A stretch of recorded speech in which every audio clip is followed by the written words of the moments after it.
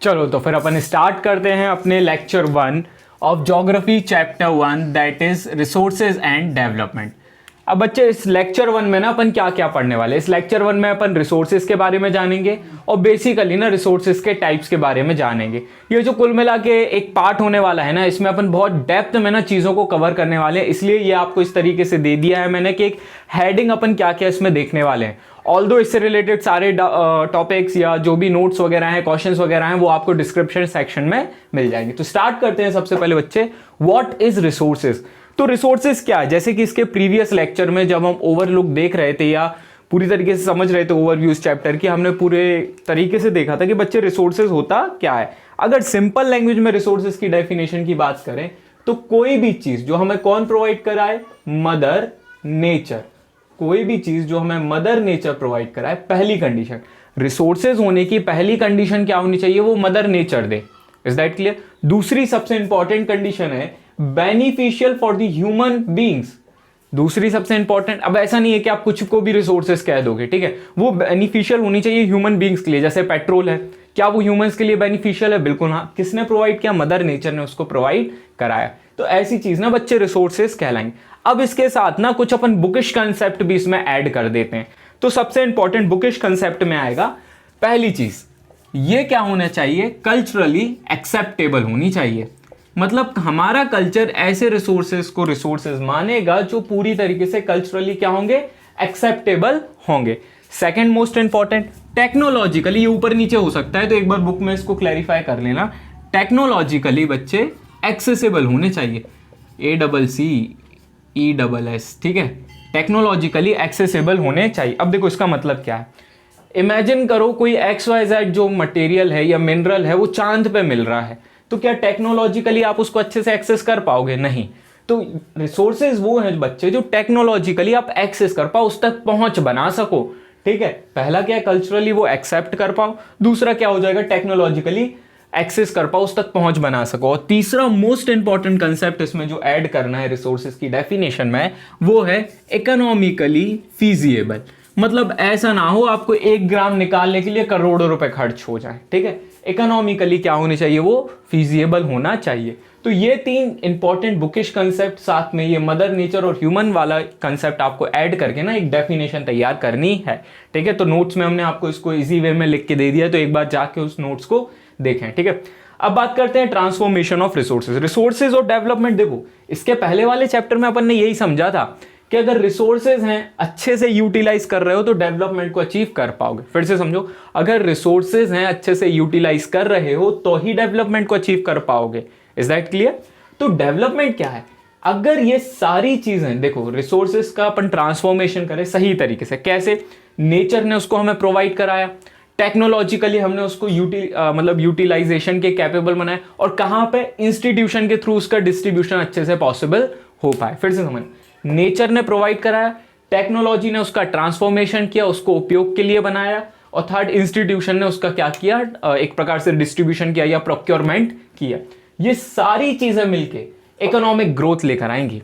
Transformation of resources सही तरीके से हो, चाहे वो नेचर का प्रोक्योरमेंट हो, नेचर से प्रोक्योर करना हो, टेक्नोलॉजिकली उसको ट्रांसफॉर्म करना हो, या फिर इंस्टीट्यूशनली उसका डिस्ट्रीब्यूशन सही तरीके से हो, तो बच्चे क्या आएगा, इकोनॉमिक डेवलपमेंट। ये हमने प्रीवियस लेक्चर में ना इसको बस एक नॉर्मल व्यू में बता दिया था कि इफिशिएंट तरीके से अगर हमने इसका यूज किया ना बच्चे, तो अपन क्या डेवलपमेंट को अचीव कर सकते हैं। तो ये तो हो गया ट्रांसफॉर्मेशन ऑफ डेवलपमेंट। अपना मतलब फर्स्ट पार्ट कवर हो गया कि रिसोर्सेज क्या है, ठीक है। अब नेक्स्ट में देखेंगे अपन रिसोर्सेज कितने टाइप्स के होते हैं। ऑल्दो एक रिसोर्सेज ना अलग अलग कैटेगरी में फॉल कर सकता है, ठीक है। तो अपन एक एक करके पहले तो टाइप्स देखते हैं। सबसे पहला टाइप क्या हो जाएगा, ओरिजिन बेसिस। काफी बड़ा होने वाला है ये लेक्चर, काफी बड़ा नहीं, 10-15 मिनट का होगा ज्यादा से ज्यादा। ओरिजिन के बेसिस पे, ओरिजिन सब एक ही है, हिंदी इंग्लिश सब बराबर, ठीक है। ओरिजिन के हिसाब से ना बच्चे 2 टाइप के रिसोर्सेज होते हैं। एक होता है बायोटिक। अब देखो यार ये बहुत सिंपल है, इसको ना अपन को थोड़ी रूट वर्ड्स पकड़ने और इसके आंसर तक पहुंचना है। और दूसरा होता है एबायोटिक। क्लियर हुई ये बात। अब देखो बायो और एबायो, इज दैट क्लियर। बायो का मतलब होगा वो चीज जो जिंदा हो, इज दैट क्लियर, जो जिंदा हो, उससे अगर हम किसी रिसोर्सेज को एक्सट्रैक्ट करें या उससे अगर हमें कुछ चीज़ मिल रही है तो वो किस में आ जाएगा, बायोटिक रिसोर्सेज में आ जाएगा। वेयर एज ए बायोटिक में वो आ जाएगा जो जिंदा ना हो। सिंपल सा कंसेप्ट, बस अपन को ना चीज़ों को ईजी करके समझना है। एक बार समझ में आ गई ना चीज़ें तो ऑटोमेटिकली आपका पेन चलने लगेगा कॉपी पे और आपके बेहतर आंसर ड्रॉ होना चालू हो जाएंगे। तो पहला कंसेप्ट तो आपको क्लियर हो गया होगा। ए बायोटिक के एग्जाम्पल जैसे पानी हो गया, ठीक है, वाटर, जैसे मेटल्स हो गए, क्या ये ए बायोटिक होंगे? बिल्कुल हाँ। ऑल्दो अपन सेकंड टाइप्स की अगर बात करें तो सेकंड टाइप्स क्या होगा, एग्जॉस्टेबिलिटी के हिसाब से। एग्जॉस्टेबिलिटी के हिसाब से ना बहुत ही सिंपल है, दो अपन को वर्ड पकड़ने हैं। पहला वर्ड हो जाएगा रीन्यू, ठीक है, पहला वर्ड क्या हो जाएगा, रीन्यू, और दूसरा हो जाएगा नॉन रीन्यू। बस इसको भी अपन को तोड़ना है। ये जो बच्चों वाला तरीका होता है ना, बचपन में बिल्कुल दीवार पे लिख देते थे, हाथ पे लिख लेते थे, ये सबसे बेस्ट तरीका था। इससे ना चीजें बहुत आसानी से याद हो जाती हैं। तो पहला अपन ने क्या देखा, रीन्यू। एग्जॉस्टेबिलिटी का मतलब होता है कि कब वो खत्म हो जाए, या वो खत्म हो रहा कि नहीं हो रहा, एग्जॉस्ट हो रहा कि नहीं हो रहा। तो इसमें अपन ध्यान से देखो, दोबारा से नया बनना, दोबारा से नया बनना, रिनेबल। इज दैट क्लियर बच्चे? बस वर्ड को पकड़ो, ज्यादा घूमने की जरूरत नहीं है।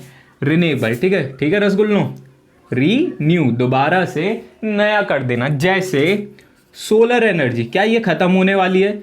जैसे विंड एनर्जी, क्या ये खत्म होने वाली है? बिल्कुल नहीं। तो ऐसी कुछ जो एनर्जी सोर्सेज है ना, इसको क्या बोलते हैं, रिनेबल एनर्जी सोर्सेज। फिर से समझो, रीन्यू वर्ड को तोड़ना है, दोबारा से नया होने वाला। सेकंड में अपन ने नॉन जोड़ दिया, जो दोबारा से नए या नया ना हो, वो क्या कहलाएगा, non renewable sources of energy. For example जैसे पेट्रोलियम या फॉसिल फ्यूल या कोल या यूरेनियम। चलो ये भी अपन इसमें ले लेते हैं। एक चीज बताओ बच्चे, क्या ये एक बार खत्म हो गए तो दोबारा से बनाए जा सकते हैं? बिल्कुल नहीं, इसके लिए ना मिलियंस ऑफ द ईयर लग जाएंगे। Is that clear? तो ये आसानी से ना रिन्यू होने वाले नहीं है, काफी ज्यादा टाइम टेकिंग प्रोसेस होती है। तो अपन ने दो टाइप की देख लिया, पहला ओरिजिन और सेकंड एग्जॉस्टेबिलिटी के हिसाब से अपन ने रिसोर्सेज को कैटेगराइज कर लिया। थर्ड की अपन बात करें ओनरशिप, जो कि काफी ज्यादा इंपॉर्टेंट हो जाता है, उसमें अपन देखेंगे, ये रब कर देते हैं। नोट्स में आपको सारी चीजें बहुत अच्छे से मिल जाएंगी, आपको किस तरीके से लिखना है वो भी आपको नोट्स में मिल जाएगा। और कोशिश ये करनी है ना कि सब कुछ वैसे का वैसे नहीं लिखना है, कुछ अपना ब्रेन को यूज करते हुए, क्वेश्चन की डिमांड को समझते हुए आंसर को ड्रॉ करना है। Is that clear? घर में देखा होगा मम्मी लोग यही करती हैं, अगर मम्मी से कहो मम्मी ये बना दो, तो वो सब कुछ नहीं मिला देती हैं, वो इस डिब्बे में से ये निकालेंगी, दूसरे डिब्बे में से ये निकालेंगे, वो सब पुट करके एक बेहतरीन डिश बनाती हैं। तो हर डिश अलग अलग है, हर क्वेश्चन की डिमांड अलग अलग है, तो उसका जो कंटेंट भी होगा ना बच्चे, वो अलग अलग होगा। सारे कंटेंट एक आंसर में नहीं डालना है। Is that clear? तो अपन अब नेक्स्ट की तरफ मूव करते हैं, और नेक्स्ट है क्या, ओनरशिप के हिसाब से। किसके हिसाब से? अब नाम से ही क्लियर है, ओनरशिप, यानी उसका मालिकाना हक किसके पास होगा, कौन उसका मालिक होगा उस रिसोर्सेज के हिसाब से। रिसोर्सेज कितने टाइप के? अब देखो इसमें पहला तो सबसे सिंपल है, पहला क्या है, प्राइवेट। प्राइवेट। अब एक चीज बताओ, आपकी जो कार होगी आपकी पर्सनल, या आपकी जो वॉच होगी, आपका जो फोन होगा जिसमें अभी आप देख के पढ़ रहे हो, आपकी जो बुक्स होंगी, ये सब क्या है, प्राइवेट ओन्ड रिसोर्सेज। मतलब इसका जो मालिक है ना वो एक व्यक्ति है, मालिक जो है ना वो कौन है, एक व्यक्ति, ठीक है। सेकंड में आता है कम्युनिटी ओन्ड, कम्युनिटी, ठीक है, कम्युनिटी, ओहो सोसाइटी, ठीक है, क्या बात है। तो कम्युनिटी ओन्ड में ना वो चीजें आती हैं जिसका मालिक ना एक कम्युनिटी हो या एक सोसाइटी हो, जैसे पार्क, ठीक है, जैसे फॉर एग्जांपल पार्क्स, ये सब किस में आ जाते हैं, कम्युनिटी ओन्ड रिसोर्सेज में आ जाते हैं। क्लियर ये बात? मतलब जिसका जो ओनरशिप है ना वो कम्युनिटी के पास हो, ऐसा ना हो कि आप सिंगली या कुछ भी उस पर कर जाएं, ठीक है, उसमें आपको सोसाइटी की परमिशन लेनी हो, कैसे काम कराना है ये सोसाइटी उसमें डिसाइड करे, ठीक है। फिर थर्ड अपन बात करते हैं बच्चे, थर्ड और फोर्थ में ना थोड़ा सा कंफ्यूजन हो सकता है, तो इसलिए ना इसको अपन डेप्थ में समझने की कोशिश करेंगे। थर्ड है नेशनल रिसोर्सेज। तो इसको बहुत प्यार से समझना, नेशनल रिसोर्सेज बहुत ही प्यार से। देखो सिंपल सी बात है, ये अपना प्यारा भारत, थोड़ा सा गड़बड़ हो सकता है बच्चे, अब एग्जैक्ट तो हम कोशिश कर सकते हैं इतने कम टाइम में। झंडा ऊंचा रहे हमारा, ला ला ला ला ला, काफ़ी कुछ बना दिया। अरे ये श्रीलंका का नहीं बनता यार, मैं ओहो अब बन गया। ठीक है, लग रहा है काफ़ी कुछ लग रहा है। ठीक है, तो ये है हमारा प्यारा भारत। अब देखो ध्यान से समझ, इस भारत की बॉर्डर के अंदर जितने भी रिसोर्सेज होंगे, पहली चीज, भारत की बॉर्डर के अंदर जितने भी रिसोर्सेज होंगे वो सारे रिसोर्सेज क्या कहलाएंगे? National resource, including me and you, including me and you. Is that clear? क्या हम अपने देश के लिए रिसोर्सेज हैं? बिल्कुल हाँ बच्चे, हमेशा याद रखना, तभी आप इतनी वर्क कर रहे हो, अपने देश के इकोनॉमी की ग्रोथ के लिए वर्क कर रहे हो। क्लियर? मदर नेचर ने आपको दिया, हाँ। Is that clear? तो देश की बॉर्डर के अंदर जितने भी रिसोर्सेज हैं वो सब क्या है? नेशनल रिसोर्सेज हैं। सेकेंड चीज, यहां से जो सी बॉर्डर है उसके 12 नॉटिकल माइल्स तक, कितने माइल्स तक? 12 नॉटिकल माइल्स, यहां लिख देते हैं 12 नॉटिकल माइल्स, जो कि अप्रॉक्स होता है 22.2 किलोमीटर का। यहां तक जितने भी रिसोर्सेज होंगे वो भी भारत देश के होंगे, और यहां तक जो पानी होगा ना, इसको बोलते हैं टेरिटोरियल वाटर। क्या बोलते हैं? Territorial water. Is that clear प्यारे बच्चों? ठीक है, तो बॉर्डर से जो सी का डिस्टेंस है वो 12 नॉटिकल माइल्स है, तो उतने तक अपन क्या बोलेंगे? Territorial water. और वहां पे जो रिसोर्सेज होंगे वो नेशनल रिसोर्सेज में काउंट होंगे। क्लियर? अब ये चीज हमेशा याद रख। अब क्वेश्चन ये आता है कि सर कई बार तो क्लैश भी हो सकता है, दो देश की जो डिस्टेंस है वो 12 नॉटिकल माइल से कम हो सकती है। तो ऐसी कंडीशन में ना बच्चे ट्रीटीज होती हैं। क्या होती हैं? ट्रीटीज, कि हाँ इतना हिस्सा तुम्हारा होगा, इतना हिस्सा हमारा होगा, चलो अपन लड़ाई झगड़े बंद करते हैं। क्लियर? अब बात करते हैं फोर्थ और most important thing, that is international. ठीक है, यहां लिख देते हैं, ज्यादा बेहतर रहेगा, और एक ही अपन डायग्राम में देखेंगे। International resources. ठीक है, इंटरनेशनल रिसोर्स, जो किसी का नहीं वो इंटरनेशनल। सिंपल सी बात, जो किसी का नहीं वही है इंटरनेशनल। जैसे एंटार्क्टिका हो गया, एंटार्क्टिका सबने देखा ना, साउथ में है। ठीक है, बिल्कुल एक्सट्रीम साउथ में एंटार्क्टिका एक कॉन्टिनेंट है। वहां पे अगर आपको साइंटिफिक कुछ भी वर्क करना है ना, तो आपको पहले इंटरनेशनल गवर्नमेंट की क्या लेनी पड़ेगी? एक परमिशन लेनी पड़ेगी कि हाँ क्या हम यहाँ पे एक अच्छा वर्क या एक साइंटिफिक कुछ रिसर्च कर सकते हैं। तो अगर वो कहती है तो बिल्कुल आप वहां जाके कर सकते हैं। बात करते हैं इंटरनेशनल की। अब इंटरनेशनल को समझने के लिए ना सिंपल सी एक चीज जानना होगा कि 200 नॉटिकल माइल्स के बाहर, ठीक है, ये ऐसे बना देते हैं हम। ठीक है, किसी भी देश के 200 टेरिटोरियल वाटर से, टेरिटोरियल वाटर से 200 नॉटिकल माइल्स दूर, टेरिटोरियल वाटर नहीं है, कोस्ट से ही है। थोड़ा सा हम कंफ्यूज हो गए थे तो एक बार चेक कर लिया। ठीक है, कितना? 200 नॉटिकल माइल्स, अप्रोक्स 374 या 300 किलोमीटर आता है, तो एक बार नोट्स में देख लेना। 200 नॉटिकल माइल्स के बाहर जितने भी रिसोर्सेज होंगे वो सब क्या कहलाएंगे?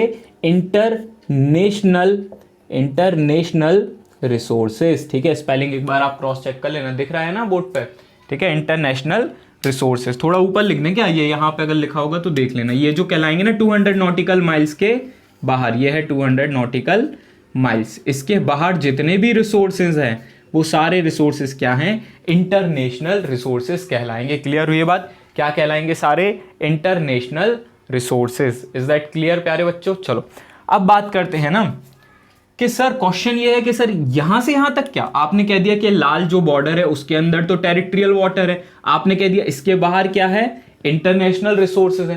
तो ये बीच वाला एरिया क्या? तो बच्चे बीच वाला एरिया है स्पेशल इकोनॉमिक, एक्सक्लूसिव है, स्पेशल नहीं है, वो तो अलग चीज हो जाएगी, वो अपन पढ़ेंगे। लेकिन एक्सक्लूसिव इकोनॉमिक जोन एक बहुत ही अच्छा कंसेप्ट जो बाद में इंट्रोड्यूस किया गया था। एक्सक्लूसिव इकोनॉमिक जोन में ना जितने भी रिसोर्सेज आते हैं, जैसे विंड रिसोर्स हो गया या विंड एनर्जी हो गई, जैसे वाटर की जो एनर्जी हो गई, उसमें भी अपन बहुत सारी एनर्जी को एक्सट्रैक्ट कर सकते हैं। ठीक है, ये सारी चीज़ें ना किस में आ जाती हैं? एक्सक्लूसिव इकोनॉमिक जोन में आ सकती हैं, आ जाती हैं, और इसका एक्सट्रैक्शन उस देश के पास होगा। और इस कंडीशन में हमारे प्यारे देश का नाम क्या है? प्यारा भारत, इंडिया। ठीक है, आर्टिकल 1 में ना बच्चे बहुत अच्छे से इंडिया को डिफाइन किया गया है। India that is Bharat shall be the union of state. ठीक है, ये article 1 of the Indian constitution है। India that is Bharat shall be the union of state. ठीक है, क्लियर हुई ये बात? तो ये था अपना क्या? 4, एक प्राइवेट का समझ लिया, कम्युनिटी, नेशनल और इंटरनेशनल। आई होप इसको आपने ड्रॉ कर लिया होगा, तो ये अपन रब कर देते हैं। चलो एक क्वेश्चन है, आप बताओ 200 नॉटिकल माइल्स में कितने किलोमीटर आएंगे, जल्दी बताओ सर्च करके, ठीक है। अगर मालूम है तो कमेंट सेक्शन में इसको ड्रॉप करना, हिंट भी कर देते हैं उस चलो बता ही देते हैं। इनफैक्ट अप्रॉक्स 370 किलोमीटर आता है। 200 नॉटिकल माइल्स में कितने किलोमीटर आते हैं, अप्रॉक्स 370 किलोमीटर, ठीक है। तो अब अपन बात करते हैं नेक्स्ट टाइप के, और स्टेटस ऑफ डेवलपमेंट। यहाँ पे आपको दिख रहा होगा स्टेटस ऑफ डेवलपमेंट। डेवलप्ड कौन से रिसोर्स कितने डेवलप्ड है या किस तरीके से डेवलप्ड है, उसके बारे में अपन यहाँ पे चर्चा करेंगे। थोड़ी सी काल्पनिक बातें भी होंगी, थोड़ी सी साइंटिफिक बातें भी होंगी, लेकिन ऑल दो सारी चीज़ों को अपन को ना पैरेलल अपने दिमाग में एंटर करना है, ठीक है। तो स्टार्ट करते हैं इसमें स्टेटस ऑफ डेवलपमेंट के हिसाब से। पहला रिसोर्सेज होता है, अब थोड़ा ऊपर नीचे हो जाएगा, बुक तो है नहीं, पोटेंशियल रिसोर्सेज। देखो फिजिक्स में ना आप लोगों ने पोटेंशियल एनर्जी पढ़ी होगी, mgh, है ना। पोटेंशियल एनर्जी यही होती है ना, mass into gravity into height, clear.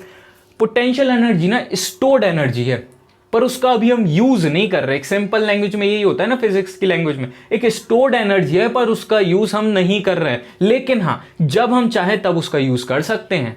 Is that clear? जब हम चाहें तब उसका यूज कर सकते हैं। यही रिसोर्सेज क्या कहलाते हैं, potential energy resources. For example, जैसे अगर हम बात करें आपके घर की छत, छत कैसे लिखते हैं, अच्छा होता है छत।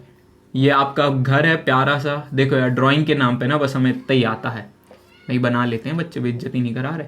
अब इमेजिन करो आपकी घर की ये छत, आपके घर के सामने का खाली एरिया, क्या वहां पे हर दिन सनलाइट आती है? अगर नहीं आती तो बताओ, फिर गलत जगह रह रहे हो बच्चे, और कहीं तो नहीं रह रहे। हर दिन क्या वहां सनलाइट आती है? बिल्कुल हाँ। क्या वहां पे आप एक सोलर पैनल लगा के एनर्जी को एक्सट्रैक्ट कर सकते हो? बिल्कुल हाँ। लेकिन कर रहे हो क्या? जिस दिन चाहो कर सकते हो? बिल्कुल हाँ, कर नहीं रहे।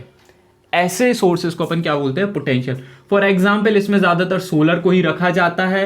राजस्थान जैसी जगह हो गया, गुजरात जैसी जगह हो गई, मध्य प्रदेश में तो काफी हद तक सोलर एनर्जी का प्रमोशन देखने को मिल रहा है। रिसेंटली ओंकारेश्वर में ना दुनिया का सबसे बड़ा floating solar plant, can you even imagine, floating solar plant, ये शायद इंदिरा गांधी डैम के आसपास कहीं बनाया जा रहा है। अब इससे फायदा यह है कि इवेपोरेशन कम होगा पानी का, और वो जो पानी पे सनरेज फॉल हो रही है उसका बेहतर तरीके से ना अपन एनर्जी कन्वर्जन कर सकते हैं। एक याद है ना वो, energy can neither be created nor be destroyed, ठीक है। सेकंड अपन बात करते हैं, सेकंड होते हैं डेवलप्ड, DEVELOPED, स्पेलिंग ही भूल गए हम, बताओ यार। डेवलप्ड रिसोर्सेज वो रिसोर्सेज हैं जो एक्चुअल में हैं और जिसका हम बेहतर तरीके से यूज कर रहे हैं प्रेजेंटली उसके बारे में जानते हैं, उसका यूज कर रहे हैं, वही डेवलप्ड रिसोर्सेज है। फॉर एग्जाम्पल कोल का नाम सुना है ना आपने? बिल्कुल हाँ। फॉर एग्जाम्पल पेट्रोल, कर रहे हो ना यूज? बिल्कुल हाँ कर रहे हो, ठीक है। लिमिट में भले ही कर रहे हो लेकिन यूज तो उसका हो रहा है। नेक्स्ट अपन थर्ड की बात करें तो थर्ड और फोर्थ में थोड़ा सा डिफरेंस है, वो अपन फिर से साथ में देख लें। एक होता है स्टॉक और एक होता है रिजर्व। एक क्या होता है बच्चे, स्टॉक, और एक होता है क्या, रिजर्व। दोनों में बहुत माइन्यूट अंतर है, ठीक है। उसके लिए ना आपको एक कल्पना करनी होगी बच्चे। स्टॉक के लिए ना अपन को सिंपल सा समझना है कि इसके बारे में ना टेक्नोलॉजी का एक्सेस नहीं है। स्टॉक में ना टेक्नोलॉजी का एक्सेस नहीं है, whereas reserve, RESERVE, reserve में टेक्नोलॉजी एक्सेस तो है, पर उसको ना हम फ्यूचर के लिए संभाल के रखें। किसके लिए संभाल के रखें? फ्यूचर के लिए संभाल कर रखें, बस यही अंतर है। स्टॉक में for example, let me give you one example. आपने एक इक्वेशन तो सुनी होगी, E=mc², फॉर्मूला सुना होगा, इक्वेशन गलत हो जाएगी। E=mc², energy equals to mass into velocity of light का स्क्वायर। मतलब इसमें यह कहा जाता है एक बेसिक कंसेप्ट में कि एनर्जी से मास कन्वर्ट हो सकता है और मास से एनर्जी कन्वर्ट हो सकता है। वो जो न्यूक्लियर फिजन होता है उसमें जो मास लॉस होता है ना, मास का जो लॉस होता है, यूरेनियम 298, पता नहीं याद नहीं, 238 235 ऐसा कुछ होता है, ठीक है, 235 होता है, 238 मास जो लॉस होता है ना, वो किस में कन्वर्ट हो जाता है बच्चे? एनर्जी में कन्वर्ट हो जाता है। मतलब एक चीज है, मास तो हर जगह है, आपने पढ़ा भी होगा, ठीक है। मास तो हर एक ऑब्जेक्ट का होता है, अगर हम उसको ब्रेक कर दें तो हर चीज में एनर्जी है फिर तो।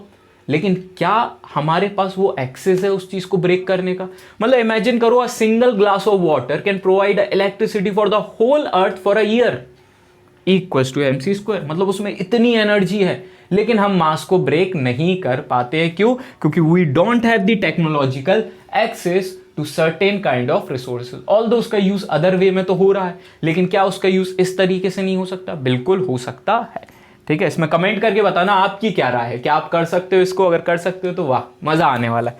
फिर दूसरा, फोर्थ, अपन रिजर्व की बात करते हैं। तो रिजर्व में टेक्नोलॉजी तो पता है, पर हम उसको संभाल कर रखे हुए। जैसे फॉर एग्जाम्पल कोल की अगर हमने कुछ माइंस जो हैं वो क्लोज कर दी कि हम उसको फ्यूचर में ओपन करेंगे। जैसे मम्मी क्या करती हैं कि शक्कर आई तो 5 किलो किसी अदर डिब्बे में रख दी और 2 किलो कहीं और रख दी, ताकि इमरजेंसी में ना उस 2 किलो का या 2 केजी का यूज हम कर सकें और एक मतलब एक जो सिचुएशन ऑफ कॉन्फ्लिक्ट है उससे बाहर निकल सकें। तो बच्चे वही कहलाएगा रिजर्व। वो जो मम्मी का आइडिया है ना, वही गवर्नमेंट आइडिया अपनाती है कि चीज़ों को संभाल कर रख लेना ताकि हम उसको फ्यूचर में यूज़ कर सकें। ऑल्दो हमें पता है उसको कैसे यूज़ करना है, बस उसको हम संभाल कर रखे हुए हैं। तो बेसिकली ये पूरे चैप्टर में हमने फर्स्ट ऑफ ऑल क्या देखा? रिसोर्सेज की डेफिनेशन, काफ़ी बड़ा हो गया, बोर होने वाली ज़रूरत नहीं है। ट्रांसफॉर्मेशन देखा और इकोनॉमिक डेवलपमेंट। फिर टाइप्स में ओरिजिन, एग्जॉस्टिबिलिटी, ओनरशिप और स्टेटस ऑफ डेवलपमेंट। प्यारे बच्चों, अगर आंसर आपको मतलब हम एक क्वेश्चन दे देंगे और कुछ सेट ऑफ क्वेश्चंस भी दे देंगे।